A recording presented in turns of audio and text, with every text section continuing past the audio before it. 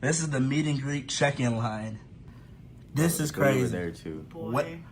So you end up Around the right side. here, but you start way back here. I am lost for words. I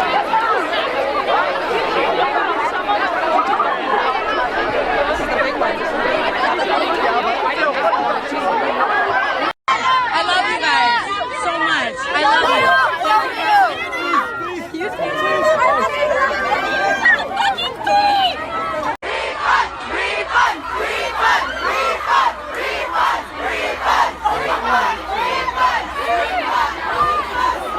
With nerd culture growing by the masses, it seems like it's become harder and harder for people to run and maintain their own convention. I mean, you've got TanaCon, where the major guests left and the organizers begged for money, FryFest, where everybody was left sleeping in tents munching on cheese sandwiches, and just this past weekend, we got TanaCon. What is TanaCon, you ask? Well, it was supposed to be a convention centered around popular YouTuber Tana Mongeau, or Mongeau, or Mongoloid, whatever you want to call her. Tana is what many refer to as a storytime YouTuber, where she makes a bunch of fabricated stories about what goes on in her life, like when she was stalked by a pedophile, banged by a toothbrush, and kidnapped by an Uber.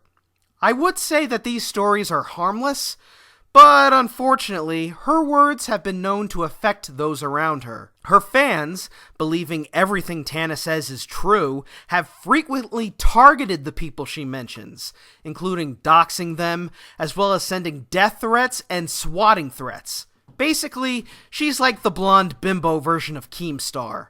Speaking of Keemstar, her career would reach an all-time low after she herself sent death threats to content cop iDubbbz for saying the N-word in his videos, when she herself was exposed for also saying the N-word on numerous occasions.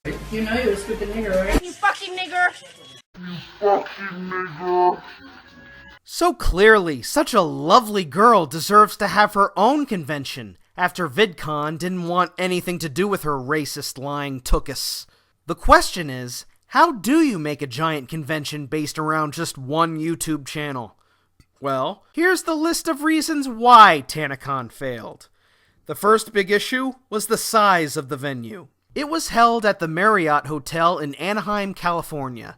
At least 20,000 of Tana's fans showed up to a hotel that roughly could only hold about 5,000 people. When your subscriber count is in the millions, you should have expected such a huge gathering.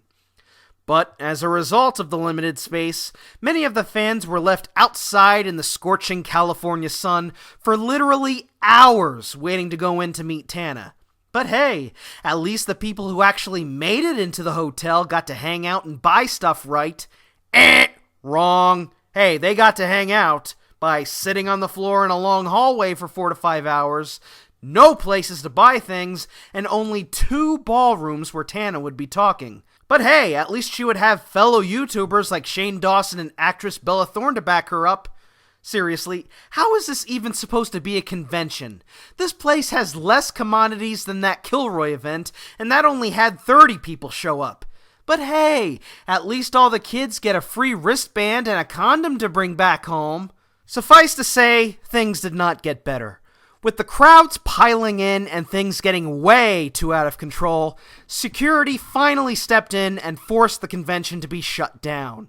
Tana eventually stepped in and promised her fans that they would have a convention, but at a much larger venue. Spoiler alert, they didn't. And you know, I feel pity for all the people who spent hundreds of dollars for airfare, another $65 for a VIP ticket, all to just come to this event. VidCon may have had its flaws, but at least it was run by people who were competent. This was a disorganized, convoluted waste of everybody's time. And no matter how toxic Tana's fanbase is, I don't think they deserved the hours of torture they had to go through. Even though Tana has quote-unquote apologized and promised to hold another convention in the future, I doubt it's going to happen, even if her 3.5 million subscribers continue to support her. But hey, at least she'll have an interesting true story to tell her fans. It's going down. Hey! I'm yelling. kill yourself. Let's make a night you won't remember.